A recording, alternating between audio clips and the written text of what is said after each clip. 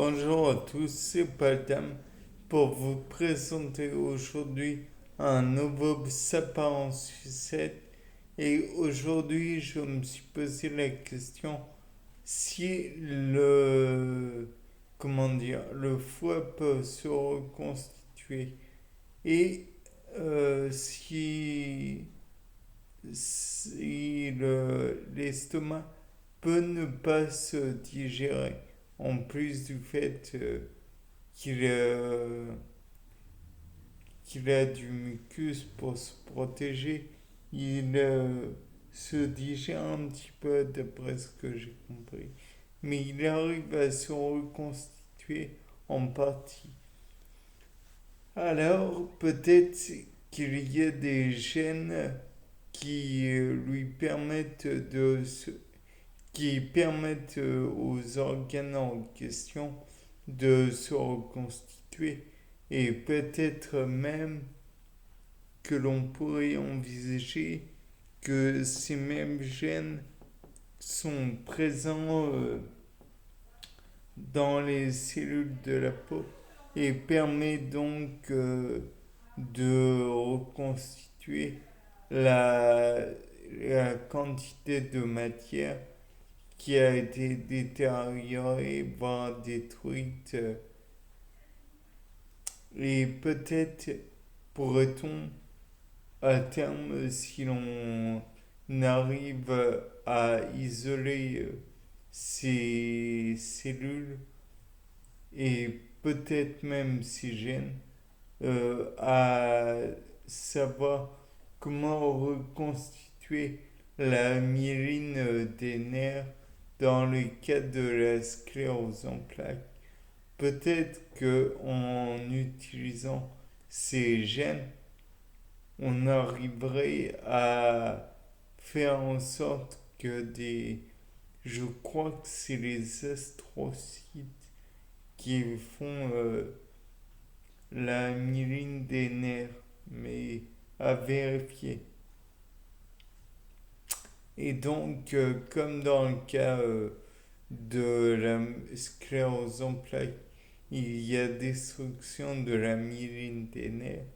En fait, la reconstituer et la rendre un peu plus malléable, entre guillemets, enfin la reconstituer de toute façon. Et pour cela, on pourrait prendre ce gène et l'insérer dans une cellule genre Saccharomyces cerevisiae et en faire ainsi euh, plusieurs, comment dire, plusieurs PCR, donc réaction en chaîne par polymérase, et ainsi en obtenir plusieurs versions et peut-être les insérer ensuite, les prélever puis les insérer dans des astrocytes de l'organisme étant atteint de sclérose en plaques et celle-ci aurait la faculté, peut-être naturellement, sur le reste de l'ordre de l'hypothétique, euh, peut-être que cela pourrait reconstituer la gaine de myéline.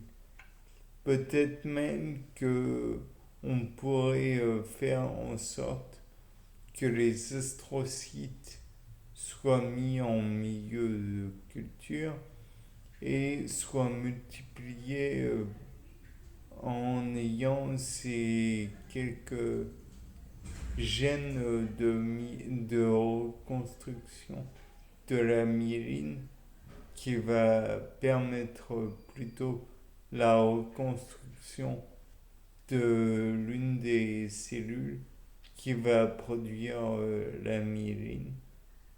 Je me perds dans mes explications. question, mais dans tous les cas de figure, peut-être que cela pourrait reproduire la myélite naturellement. Il faudrait peut-être envisager de devoir adopter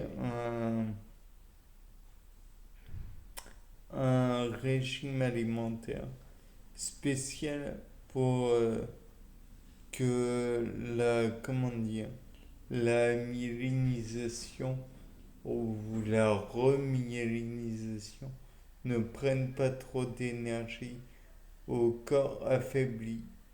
Peut-être que on pourrait aussi utiliser lors de la remyélinisation de quoi bloquer un petit peu l'action des globules blancs. Peut-être pourrait-on carrément en détruire une partie, ce qui pourrait rendre la remyélinisation plus rapide. Peut-être que en remyélinisant, on pourrait obtenir une myéline légèrement différente et donc peut-être que les globules blancs ne la reconnaîtraient plus, mais cela engendrerait un autre problème peut-être, à savoir que étant donné que cela serait du non-soi, donc du non reconnu peut-être, peut-être que cela engendrerait le problème de l'augmentation de la destruction. Encore que le problème en question ne soit pas trop à envisager, puisque l'on utilise les astrocytes. Donc, je crois que c'est les astrocytes en charge de la myélinisation, à vérifier néanmoins. Euh, et comment on utilise des parties du corps en lui-même, peut-être que cela serait considéré non pas comme de l'étranger, mais bien une partie du corps en lui-même. Donc cela mérite, d'après moi, que l'on recherche plus, ce, plus particulièrement dans cette voie. Bien, c'était Paul Dame pour un nouveau sapin en sucette. Au revoir.